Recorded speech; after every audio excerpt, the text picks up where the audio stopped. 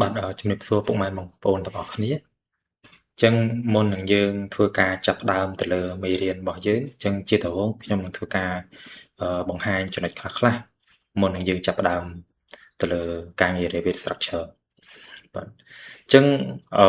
ខ្ញុំនឹងធ្វើការបង្ហាញពីចំណុចដែលយើងនឹងធ្វើការសិក្សាហើយជាដំបូងគឺខ្ញុំនឹងបង្ហាញទៅលើអត្ថន័យឬក៏ទៅលើការងារ structure Revit structure ហ្នឹងគឺផ្ដោតទៅលើអីខ្លះបាទអត្ថន័យនៃពាក្យ BIM ដែលយើងតែងតែលើទូទៅនៅក្នុងការងារសំណង់យើងតែងតែលើពាក្យ BIM ហ្នឹងមានអត្ថន័យបែបម៉េចអញ្ចឹងខ្ញុំធ្វើការបញ្យល់លម្អិតហើយទៅលើការងារ structure ផ្សេងៗហ្នឹងគឺយើងធ្វើអីខ្លះនៅក្នុងហ្នឹងហើយយើងរៀនអីខ្លះអញ្ចឹងខ្ញុំធ្វើការបង្ហាញត្រួសអញ្ចឹងខ្ញុំបង្ហាញទៅលើ model នេះមួយជា sample ដែលយើងធ្វើការសិក្សាបាទអញ្ចឹងនេះជា PDF ដែលខ្ញុំបានធ្វើការ export ហើយអញ្ចឹងនេះគឺជាលទ្ធផលដែលយើងរៀបចំបានដូចរាល់ហើយអញ្ចឹងយើងមានរៀបចំជាពី cover មកតោះនេះស្លឹកតពតពងការងារបន្ទាប់យើងមានអីខ្លះបើសិនករណីយើងមានសសរគ្រឹះយើងរៀបចំសសរគ្រឹះទៅតោះនេះបាទជើងតាងបាទសសរអញ្ចឹងយើងមាន layout អញ្ចឹងនៅក្នុង layout មួយសិតតែមានquantity take off របស់ការងារបេតុងឬក៏ការងារក្តារពុម្ពក្តារផ្សេងៗក៏មានស្ថិតនៅក្នុងនឹងដូចគ្នាតោះនេះយើងធ្វើការសិក្សាយើងធ្វើការរៀនទៅលើ plugin មួយចំនួនដូចគ្នាអញ្ចឹងមានថ្នាំមានប្លង់សេមានការងារផ្សេងៗមានតវលអញ្ចឹងយើងរៀនបានច្រើនបន្ទាប់ពីការងារពីក្រោមទៅដល់លើ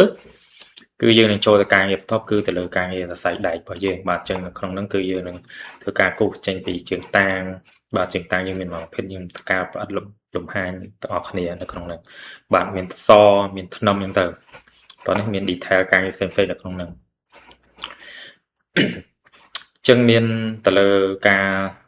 គូសទៅលើខ្សែដែកប្លង់សេបាទរៀបចំarea reinforcement យើងបាទមិនហើយប្លង់ចណ្ដាលយើងផ្សេងនៅក្នុងហ្នឹង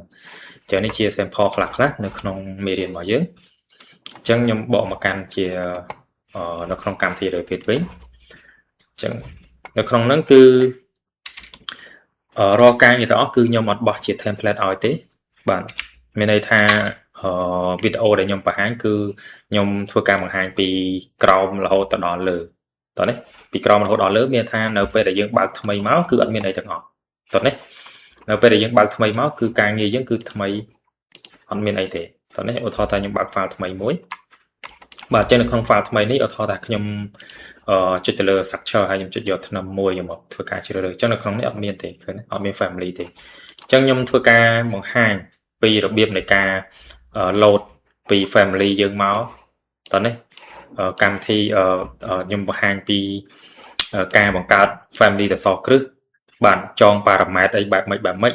ដោយយើងគ្រាន់តែធ្វើការកែនៅលើប្រវែងឬក៏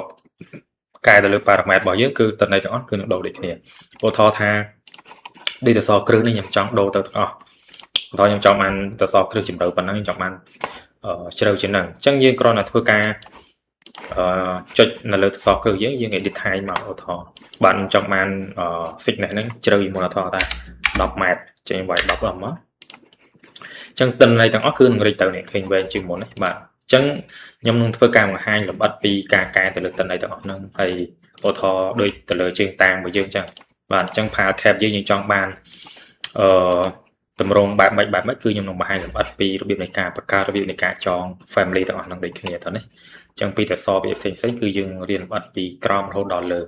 តោះតែយើងតឡើងបាន model ទាំងអស់ហ្នឹងហើយបានយើងចាប់ដើមធ្វើទៅលើ title block សម្បី title block ទាំងអស់នេះក៏ខ្ញុំនឹងបង្ហាញពីរបៀបនៃការបង្កើតនៃការកែផ្សេងដែរតោះនេះ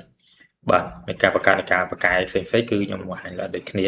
លើកម្មវិធី Revit របស់យើងអញ្ចឹងគឺយើង work នៅក្នុងការងារទាំងអស់ហ្នឹងហើយការងារមួយគឺវាស្ថិតជាការងារ family តោះនេះចង់កែផ្សេងគឺកែនៅក្នុង family របស់ file នីមួយហ្នឹងខ្លីៗពី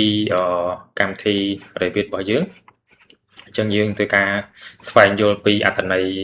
នៃការសិក្សាកម្មវិធី Revit ហើយការងារ Revit ធ្វើអីបានខ្លះចានេះជាការងារ structure ទេតោះនេះបើក្នុងករណីដែលអ្នកគ្នាមានជាក្រុមការងារជា team work មានថាមានការងារ stack មានការងារ structure មានការងារ MEP ក៏អាចធ្វើបានដែរតោះនេះនៅក្នុងហ្នឹងគឺមានបែងចែកទៅតាម category ផ្សេងគ្នា តោះនេះអញ្ចឹងទៅតាម position ការងារមួយគឺពួកគាត់ធ្វើការទៅតាមការងារពួកគាត់មកតោះនេះអញ្ចឹងមានថាប្រយោជន៍ច្រើននៅពេលដែលយើងប្រើប្រាស់កម្មវិធី Revit ហើយសម្រាប់ plugin មួយចំនួនយើងធ្វើការសិក្សាដូចគ្នានៅក្នុងមេរៀនរបស់យើងបាទតែលើការ plugin load plugin ផ្សេងគឺយើងអាចធ្វើការបន្ថែមអញ្ចឹងនៅក្នុងការប្រើប្រាស់ plugin គឺដើម្បីជួយសម្រួលការងារយើងបន្ថែមទេបាទជានៅក្នុងនោះដូចខ្ញុំបង្ហាញមិញអញ្ចឹងហើយមួយទៀតគឺទៅលើការរៀបចំបាទទៅលើការរៀបចំproject browser របស់យើងចឹងនេះគឺជាការងារ default អញ្ចឹងយើងអាចធ្វើការរៀបចំប្លង់របស់យើងបានណារៀបចំការងារ structure រៀបចំ folder របស់យើងនិយាយដូចនៅក្នុងការប្រើប្រាស់ computer យើងរៀបចំ folder 1 folder 2អញ្ចឹងទៅតាមប្រភេទការងារគឺយើងអាចធ្វើការរៀបចំបានណាការងាររបស់នេះ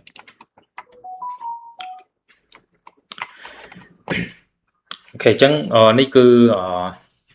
ជាវីដេអូខ្លីៗទេដែលខ្ញុំបង្ហាញលម្អិតទៅលើការបង្កើតទាំងហ្នឹងហើយសម្រាប់លម្អិតផ្សេងយើងនឹងទៅតាមវីដេអូនេះមួយតបទៀតអញ្ចឹងខ្ញុំឧទាហរណ៍ខ្លីមួយថានៅក្នុងករណីដែលយើងមានតសគ្រឹះជាងតាមមកយើងថាយើងចង់បង្កើតចង់កែអញ្ចឹងយើងសិតតែចងអស់តនេះចងប៉ារ៉ាម៉ែត្រទាំងអស់អញ្ចឹងយើងចង់កែទំហំកែផ្សេងយើងគ្រាន់តែកែតិន័យទៅជាការស្រេចនៅពេលដែលប៉ារ៉ាម៉ែត្រទាំងអស់ហ្នឹងវាអត់មានអីខុសគ្នាតនេះទំហំរូបរាងតែមួយទេគ្រាន់តែខុសតែប្រវែងទំហំហ្នឹងយើងកែបាន